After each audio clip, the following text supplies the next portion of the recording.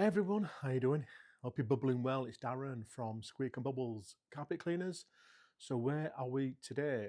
Well, if my colleague could just look out of that beautiful scenery we've got there, doesn't it look absolutely electrifying? Oh, what a view. Well, you know where we are then, won't you? So anyway, this is where we are today. Welcome to NIHR Academy. So we're on Queen Street in Leeds city centre today. So we've got 4 floors of office carpets to clean. So this is the first floor out of 4, but they're all mirrored. So I haven't got time to show you every single part today, unfortunately. So we're going to start on this floor here. So there's some offshoots. It's a vast area, 32,000 square feet in total. So we've got these offshoots here of offices. We've got a boardroom there, a couple of boardrooms. That we're doing. All down here. So there's some coffee stains. I like that. Oh, look at that. It's nice, isn't it? Very funky. It is time to get funky. So all down here to do. I think it's just under 33,000 square feet. We've got to clean. So we have been here before. In fact, we've been here for the past 6 years, cleaning these floors. So they've actually changed inside here a little bit. There's more partitions up there. There's more desks on this level here. So it's a very big area. What's very time consuming is actually the removal of chairs, pushing the chairs out. It's all been pre-vac, which is great, but it's pushing the chairs out, pushing them back in again.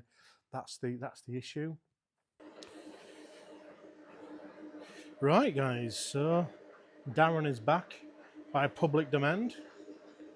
So I've just decided to put another pad on here from the zebra pad to the, we'll have to be careful, 1, 2, 3. Bit of a nightmare, these plugs on the floor.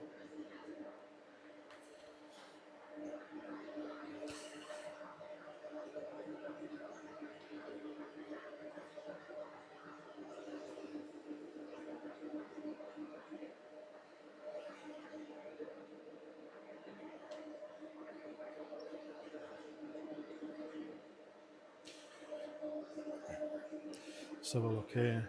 So yeah, we're looking to go so far under the table, but like I said, I've mentioned before, they are very clean right underneath.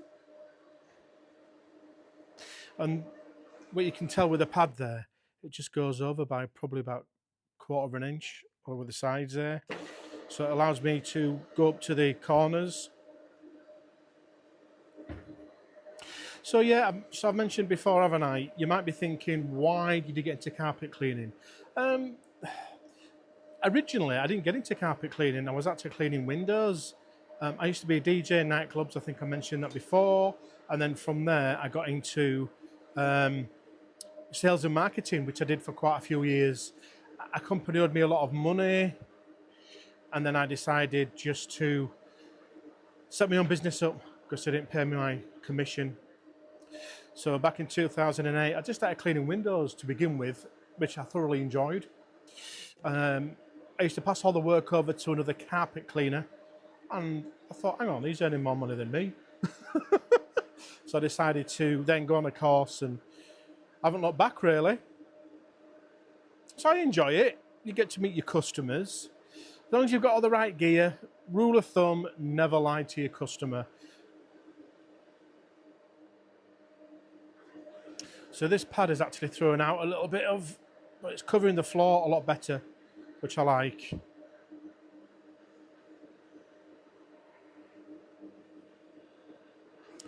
There we go down here. So would I set a carpet cleaning company up now?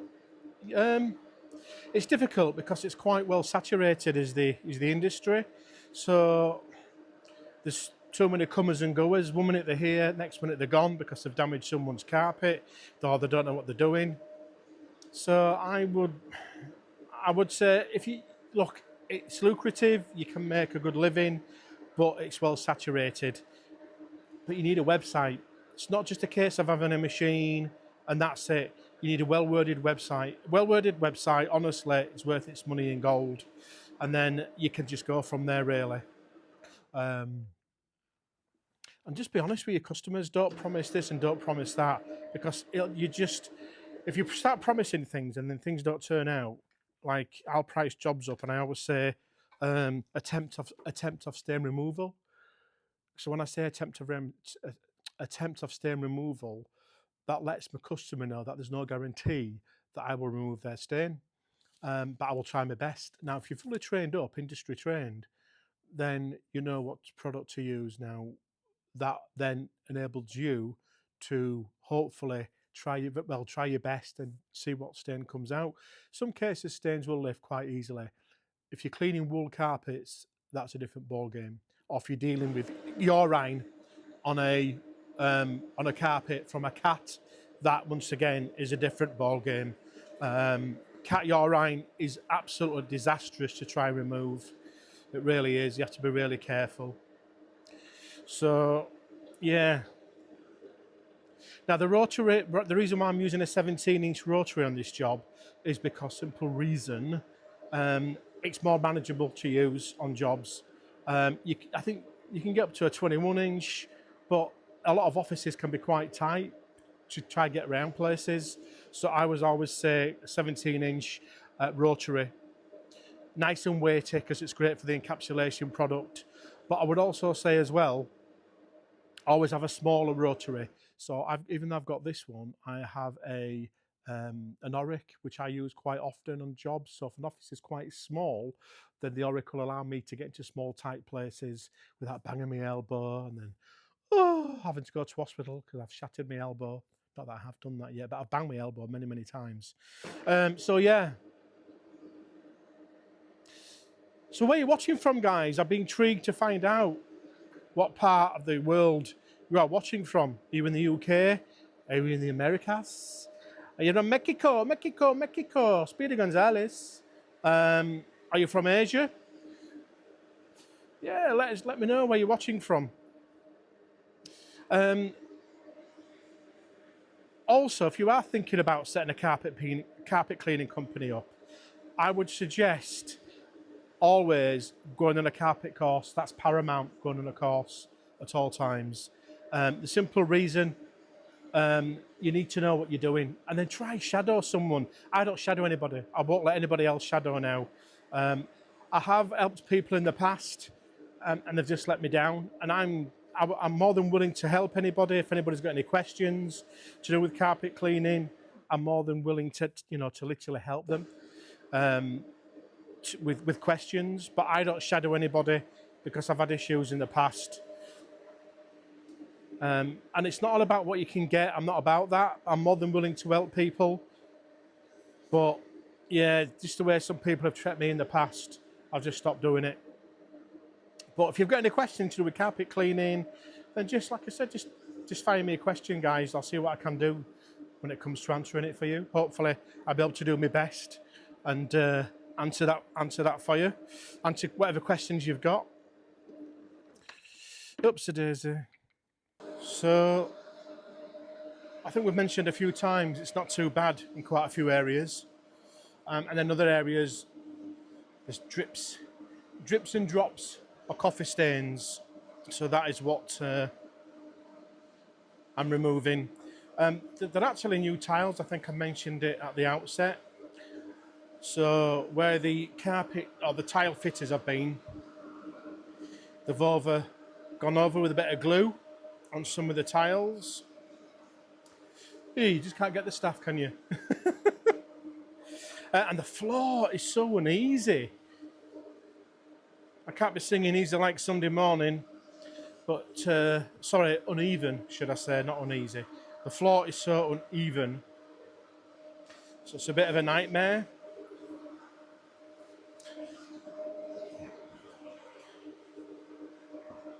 Now you might be thinking to yourself, well, where does all that dirt go? Is it going to the machine? What is it? Are you going to dunk tank? Have you got a waste tank? Is it all going to go into another machine, the dirty water? Well, it doesn't work like that. what an encapsulation product does, which is the beauty of it, I think I've mentioned before, the product itself is quite expensive to use, but labour-wise, because you'd have to use your extraction machine, sometimes we will use our hot water extraction machine if the carpet is really bad, and then I'll go over with this machine just to give it a nice finish, because encapsulation will give a carpet a really nice finish, especially office, if it's really mucky. Like these aren't that mucky, I've mentioned it a few times. So what you've got, oops, a man can't do two things at once. I'm not an octopus. So where does all the dirt go? Well, the way this system works is it's called an encapsulation product. So it encapsulates the dirt. So underneath the machine, underneath the rotary there's a pad, which I mentioned before at the beginning on the first video. So there's a pad on there that scrubs a solution into the fibre. All chemistry kicks off then. And as it scrubs, it collects the dirt. And as it dries, it becomes like hard, fine pellets. We can't see it, but it's like the size of dust there around. And it grabs that and it hardens. And then the next cycle of vacuuming, all the dirt goes into the vacuum. Hence encapsulation. I've never had any issues with it. Some people don't like it. They can't get the hang of it. I usually say that's because you don't know how bad the carpet, office carpet is quite bad. You need to extract first. I'm not bothered what anybody says. You have to extract. Extract first, and then literally use the bonnet over the top. You don't have to use the bonnet over the top. You don't have to encap after, but I like to do that because I think it really does give a really nice finish. Hence, I have loads of repeat customers. So you're doing, on some jobs, you're doing 2 cleans, but I allow for that if the carpet is bad. So, end of the day, it's still a lot cheaper than replacing the carpet. Like, 4 floors of office carpets, to change all these carpet tiles would probably cost in the region of, I don't know, what, 4 floors, 32,000, 33,000 square feet. You could be talking, what, I don't know. I bet you won't get change out of 100 grand, I reckon, at least. So there's a lot of money saved by getting them cleaned if they are cleanable, and they usually are. I went to one job once, and I'm not joking, it was so bad, this floor. It was a call centre in Leeds, and it was that were 4 huge separate office blocks for the same company. I won't tell you what company it was. And on one of the floors, and I'm not exaggerating, on one of the floors, it was really bad. There were literally just loads and loads of chewing gum scattered all over the floor. And what the staff had done, and I went in to have a look at this job, and I went in, and the manager was with me, and all the staff were there. Like I said, it was a big call centre. Chewing gum. I'm not talking about 1 or 2 pieces. There were hundreds of pieces of chewing gum all over this carpet. And I turned around and said to the manager, your staff are doing that on purpose. And I wasn't bothered. I was that gobsmacked, the state of this floor. Chewing gum all over, treaded into the carpet tile. And I said, I can remove that, but it's going to cost you a lot of money because it's painstaking. It will take so long to remove it. If there are 2 or 3, if they're like 2 or 3 pieces or 10, 15 pieces, 20 pieces, fair enough, because these, but this particular floor, there were hundreds of chewing gum all over. So I just said it's probably more cost effective to probably replace the carpet on that floor. So it was awful, honestly, the chewing gum. So I don't know about you, but I think if I had a big office complex, I would have a no chewing gum policy. I really would. And it's weird because some of the offices that we do as well, especially for media companies, on a Friday, they'll open a bar. They've got a bar on site, and they'll open the bar up for all the staff on a Friday. And there's been multiple times I've been there, and the manager said, just help yourself to some alcohol. Can you imagine doing this after a couple of jars? No chance. My insurance would be very happy if I did that as well. Not a chance. And to be fair, I'm not a big drinker anyway. But it's a nice gesture, isn't it, for a company to look after the staff by offering them, drinks on a Friday evening before they go out. And I suppose for a media company, it helps keep the staff as well, because if you've got a really reputable company and really good staff, the crunch of it, of your company, is good staff, isn't it? Hence, you would literally make sure that the staff are well looked after. That's the way I view things anyway. I know when I employ people and they are on a really good day rate, I make sure, as long as they're good, I give them a really good day rate. And that way you keep the staff. I've been let down quite a few times in the past though. I've helped people, I've helped companies, or should I say I've helped individuals, and they've set up and I've helped them. Not that I want anything back from it at all, I'm not about that. But the way they've treated me afterwards, it hasn't been nice. And I'm that type of character where I'm more than willing to help anybody, give them advice, what to do, what machine to use, how to set the machine up, what not to do, what to do. Is it good to have a website or not? Bearing in mind my background is in sales and marketing, so that's my background. Back in the time I used to be DJ in various nightclubs around Leeds. Then I got into sales and marketing for quite a few years. And then a company in Wakefield, in West Yorkshire, decided to rip me off. And they owed me, it was at least £60,000 commission, if not more, and they didn't pay. So I set my business up then back in 2008, and I've not looked back. But I've helped so many people in the past, and honestly, it's just a kick in the teeth. So maybe I'm just Darran too nice. Maybe that's the problem, you see. But whatever it is, I'm more than willing. Like, I get a lot of messages from people asking me to help them. Can you give them advice? What do you recommend for this or recommend for that? Will you let me shadow you?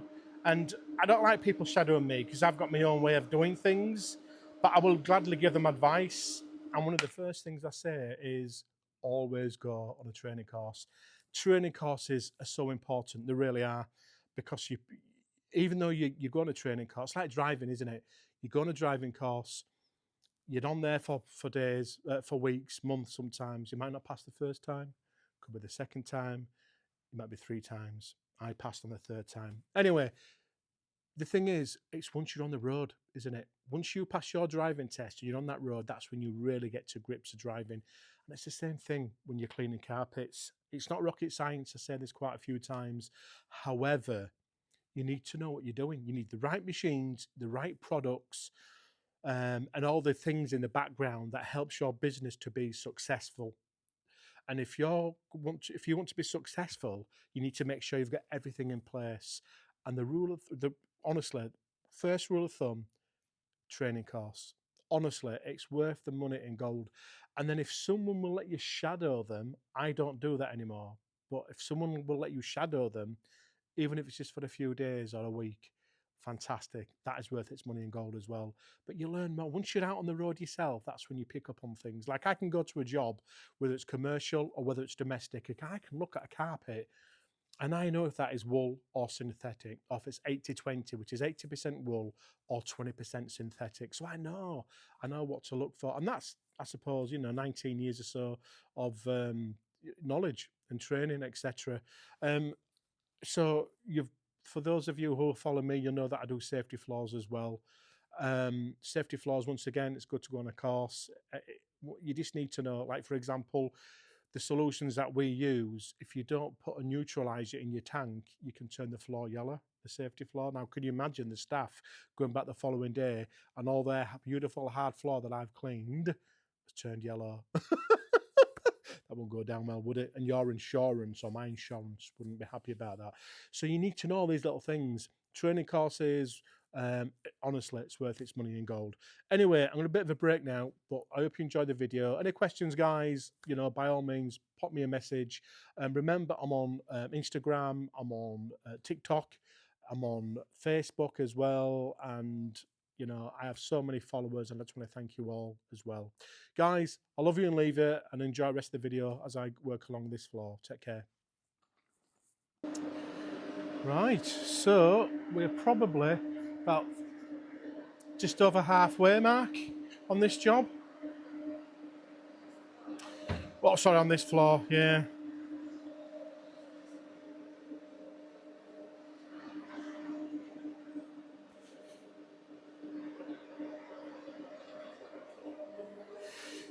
I get 1 or 2 of my viewers, followers, Where's the water dump? They say the same thing over and over again. Where's the water dump when I'm using this product? And I always have to explain to them after, there's no water dump because it's an encapsulation product. It doesn't suck up the dirt. It encapsulates the dirt, encapsulates it, collects it. As the solution dries, that's where the dirt goes, and then you vacuum it. So there's no dump tank, unfortunately. Ain't that a shame? I know quite a lot of you like to see the dump water after, but when I'm just using encapsulation, there's no dump water. So sorry.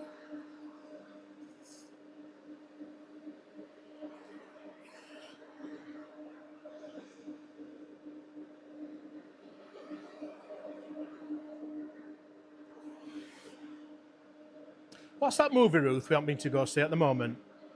You want to go see it? Oh yeah, Project Hail Mary. Anybody been to go see that, by the way? If you've been to go see it, let me know. Drop a comment. Let me know if you've been to see it.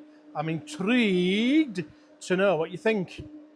I might treat the good lady to it. It does look good. Looks funny, doesn't it? But if you've been to go see it, let me know in the comments.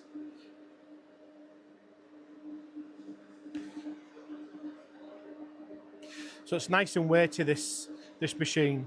I think I've mentioned I've got a couple of these. I like them. They're nice and weighty. Like I said, the machines, the encapsulation product loves weighty machines because it really does press down into the dirt. I know encapsulation isn't everybody's cup of tea. I know that because they complain, and it's all right. I'll just do it to here, and we'll move the chairs. Just want to move them, Ruth, please. You can keep it going. It's fine. And then people can see us moving the chairs because we get some people saying, "Don't you move chairs? Don't you move the sofa? Don't you move the cupboards?" So, I mean, a lot of the times I'm videoing myself, and it's, like I say, I'm not an octopus, guys.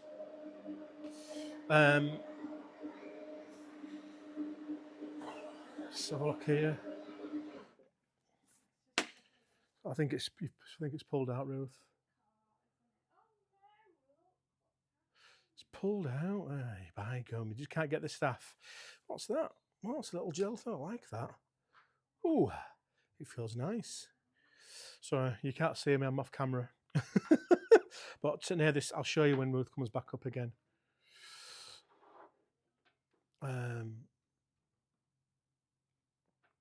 Let's have a look here. I'll show you when Ruth comes back up about this. Just can't get the staff. They're all part-timers. Just have a look at this here, Ruth. Look at this little gel thing here. Oh, it's like jelly, and just so you can rest your hand on there for your mouse, for your wrists. I actually use a roller ball. I prefer the roller ball myself.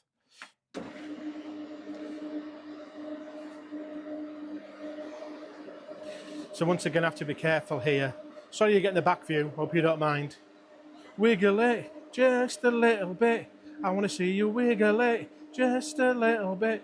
But I have to be careful here because once again, there's some plug sockets on the floor, so I can't go underneath that table there. Otherwise, boom! I'll end up on the moon. I'll probably get there before the astronauts do. Oh man, let's have a look. Yeah, no, you know, there's not much press about that, is there, about the astronauts going to the moon? I think it's great, unless you support the flat earthers, which I don't. But yeah, looking forward to that. It's fascinating when you look at the moon and there's nothing holding it up, though, don't you think? Yeah, if you can, thank you very much. Yeah, it's fascinating, isn't it? You know, wouldn't it be great if Saturn was as close as the moon, or a bit further away, but you could see it, do you know what I mean? You know, you watch some of these futuristic movies, sci-fi movies, and there's loads of different planets around. I think that'd be great. Let's go up there, Ruth. It'd be great, wouldn't it?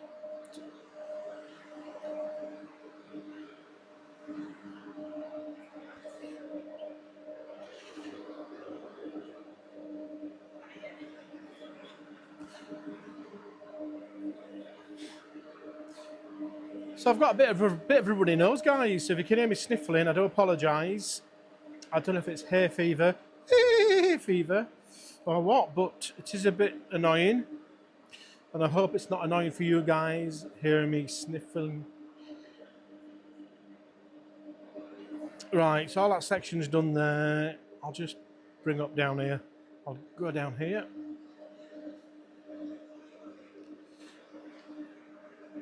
So that's our kitchen for later, for another brew. We've only had one cup of coffee, we haven't stopped. But, well, it's the 4 floors, isn't it? I think each floor is roughly taking us about 3.5, 4 hours to do. So it's going to be a late one by the time we get all these done. But they have to be done, ready for tomorrow, because I can't fit anything in. In fact, we're in the process of moving from where we are now. Let's have a look here.